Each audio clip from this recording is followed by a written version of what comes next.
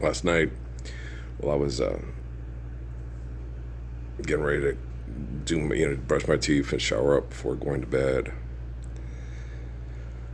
I felt nice. I cleaned the sheets. I gotta probably give me another pair so I can swap them out and always have clean sheets. It feels good to have clean sheets. It feels better on your face, your skin, everything. Something, you know, it's a money thing, where you don't wash them all the time and stuff like that because I'm poor and it affects my, you wash it too much and stuff. It affects my dad financially. It stresses him. You know.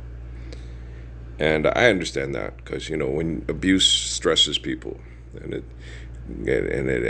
agitates relationships between human beings. And we need to eliminate the sources of our abuse, which is forgive that trespass, love one, and son of faithful peace. Sorry, people are so forever. But last night when I was getting the stuff done, of course, my old two helpers, especially Suzuki and Sun Yat-sen, because Sun Yat-sen was a physician that was murdered by toxology. Was poisoned to death. It was called cancer. Okay. And he knew he was a physician. Okay. And he did not publicly, he went to he was a physician. He knew that, when his political opposition came, and it wasn't really political opposition, he just considered himself a politician. He considered himself a human being that loved his fellow human beings in China. Okay. That's Sun Yat-sen. Okay. He didn't have a political party affiliation. He was with the groups and they have the uniforms and shit like that, but he just, because you have to deal with the people. But you're allowed to have your own perception and your own acknowledgement of your existence and how you perceive yourself in existence, and not be put into a group that says this group is at war with this group because we're going to win. And Sun Yat-sen was supremely intelligent to someone like Mao Zedong or Chiang Kai-shek. Chiang Kai-shek and Mao Zedong use manipulation to feel powerful. And Sun Yat-sen knew that was self-destructive, and anything self-destructive comes from, it's like being an addict. He was a physician. Okay? We were very similar, and and a lot of a lot of your intellect and reason comes from him. No, that's not true. You put me into a room with people that study things, and then we start studying stuff, and then we draw conclusions. They did that to me in Sierra Vista. They're like, God damn. This guy, you just give him the basic information, sit and talk to him about your career, and he can explain to you what you're doing wrong, how to fix it, and to never do it again in 5 fucking minutes. You can spend 30 years working your ass off to be successful at your career, and he can come obliterate your career in 5 minutes and correct your career so you never do it again. This is what this guy does. Okay? It freaked everybody in Sierra Vista out. They had to get rid of me. They had to send me to Las Cruces, where it's a military control abuse zone, to just abuse me and abuse me and abuse me. They couldn't keep me at Sierra Vista with the Wi-Fi and with all the intellectuals there, because they wanted to keep their technology working optimal, and I was too close to Fort Huachuca.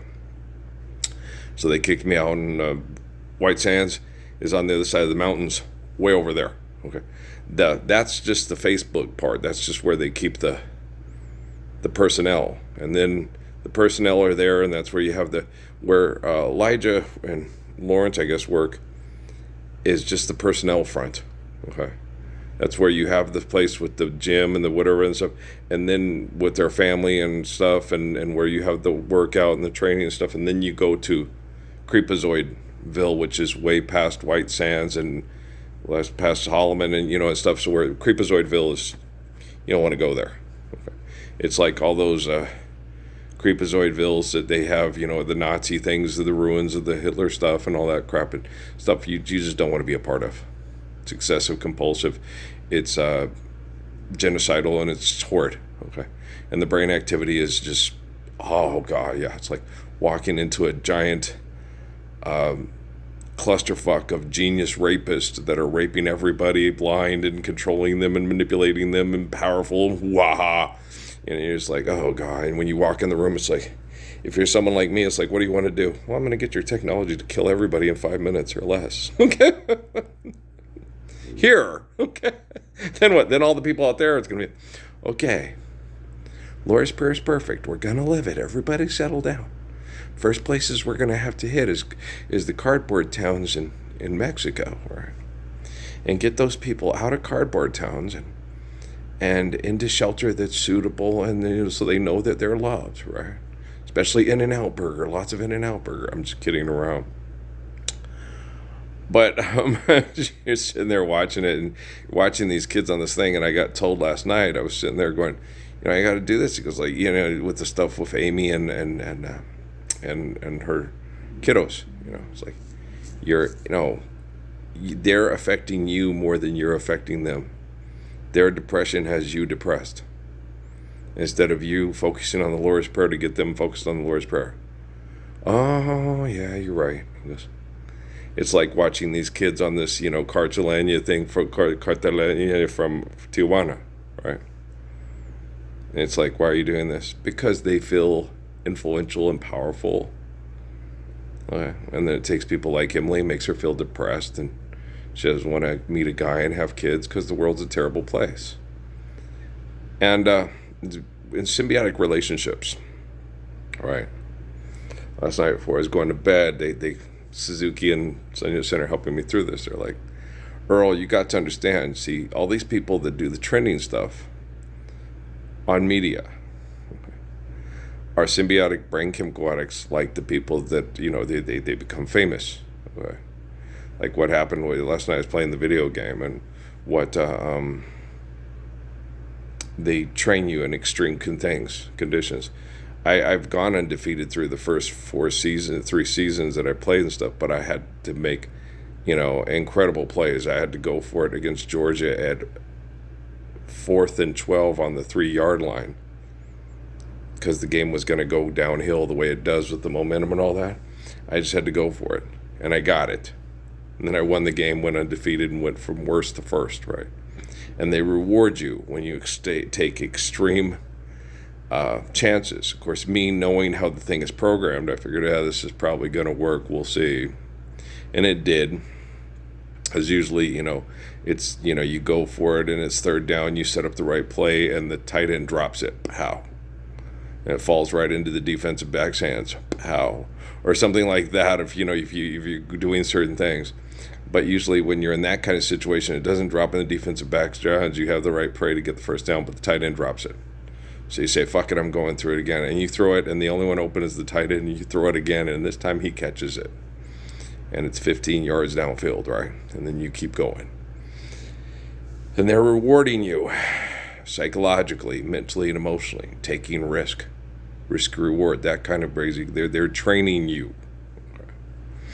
And so you get addicted to that kind of thing, and you go for risk reward things, and you keep you get big, and it pays off, which is wrong. Share, care, given accordance to need, built to last, forgive, didn't trespass, love one, eternal, faithful peace. Okay. You don't have risk rewards. It doesn't work that way. And then when you see the stuff, I was watching the thing, and it has the Chief of War with Jason Momoa. And those are people that buy into this brain chemical addiction. And they're symbiotically linked. And the dopamine and the adrenaline rush gets them going and stuff. And so that's why most of them, I don't think, last night I got Jennifer Lopez in my head, and I said, boy, that lady, the typical set Illuminati, sure fucking screwed you, didn't they? If she doesn't know who I am, it's like this. It's like a constant itch. Jesus is driving me crazy. I wish, and it's like, I'm not driving you crazy. I tune you out all the time. It's you're thinking about Jesus because you feel guilty about something, and you get me, and then I have to kick your ass. It's you. It's not me. Okay. So finally I said, and then I think to myself, if she knows who I am, it's like, gosh, damn me. When he gets in your head, it's like, I'm not getting in your head. You're in my head.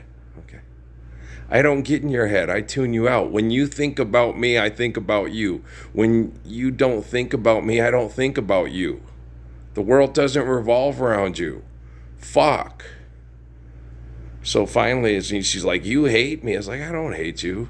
And she's all upset, and I'm like sitting there going, "Oh, go snuggle your Epstein. Look, you're pissing me off." So I'm like trying to sit there and sleep, right? So finally, I sit there. And when she talked about the hate thing, I said, "No, no, I don't hate you. You're given life by the glory of God.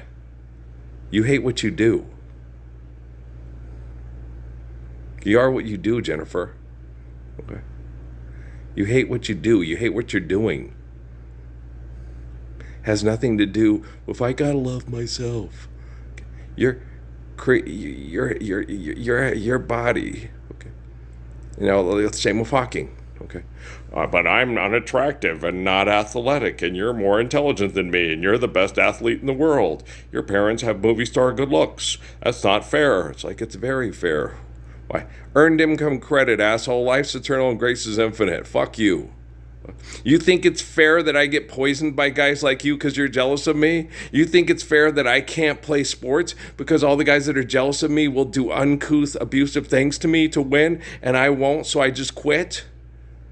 Huh? You think it's fair that I pick a cute little girl that's not the one everybody wants, and the Temple of Set Illuminati uses her and makes her feel like she's the sexual goddess of Cochise County, of all the mass murderers that are jealous of me? You think that shit is fucking fair?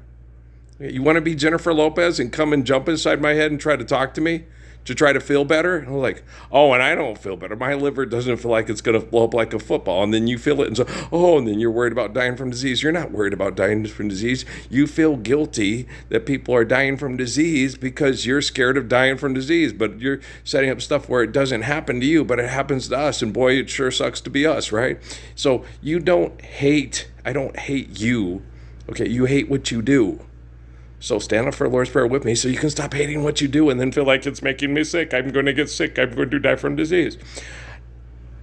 Disease doesn't kill you. Toxins kill you. Disease tries to either humanely shut you down or clean out your body so it's no longer has toxins in it. Shimony, bimini. Hey, you want to talk to Sun Yat-sen? Yeah, right. So Sun Yat-sen and DT Suzuki are very helpful, because they're in a place where there's not Wi-Fi bombardment that gives you brain injuries while you try to sleep. And I am. Oh, I'm just kicking Zuckerberg's metaverse off the fucking planet. Oh, yeah. And correcting Google at the same time? What do you think? Okay, guys, I love you very much. All right, peace out.